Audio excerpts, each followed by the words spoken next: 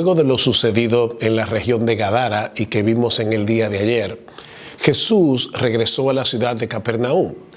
Y vino tanta gente a la casa donde estaba que Marcos nos dice que ya no cabían ni aún a la puerta y les predicaba la palabra.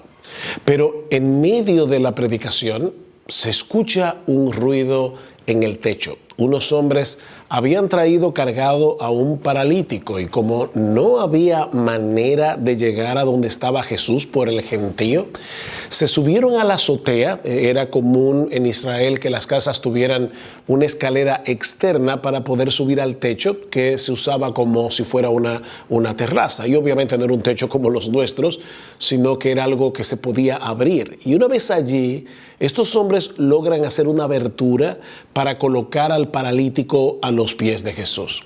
Ahora, contrario a lo que todos esperaban, el Señor le dice: ten ánimo, hijo, tus pecados te son perdonados, dice en Mateo 9:2. El problema más urgente de este hombre no era su parálisis, sino su pecado y todas las consecuencias que el pecado conlleva en esta vida y en la venidera. Es por eso que la prioridad de Jesús era perdonarlo, no sanarlo. Por supuesto, los líderes religiosos que estaban presentes en la casa entendieron de inmediato lo que esas palabras de Jesús implicaban. Dice en Marcos capítulo 2, versículo 6, que ellos cavilaban en sus corazones. ¿Por qué habla este así? Blasfemias dice. ¿Quién puede perdonar pecados sino solo Dios? Si nuestros pecados son una ofensa contra Dios, entonces solo Dios tiene derecho y autoridad para perdonarlos. Y en eso tenían toda la razón, pero estaban completamente equivocados con respecto a la persona de Jesús.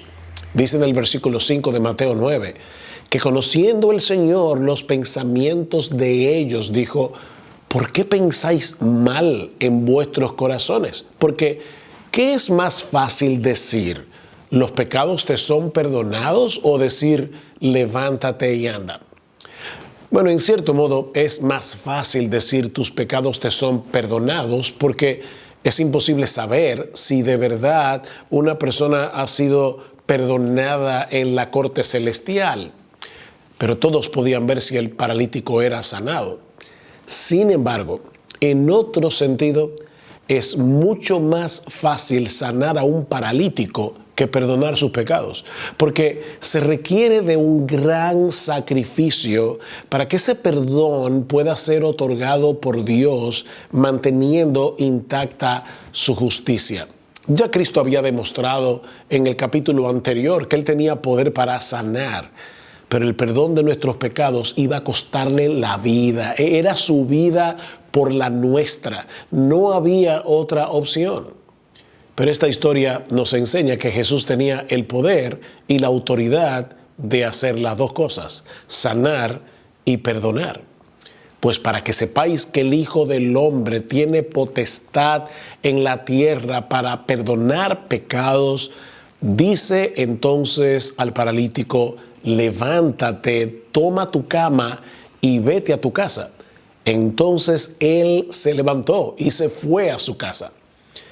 Mi amigo, yo no sé cuáles son los problemas que te agobian en el día de hoy, pero créeme, ninguno de ellos puede compararse con el problema que todos tenemos con Dios por causa de nuestros pecados, porque Él es perfectamente santo y perfectamente justo.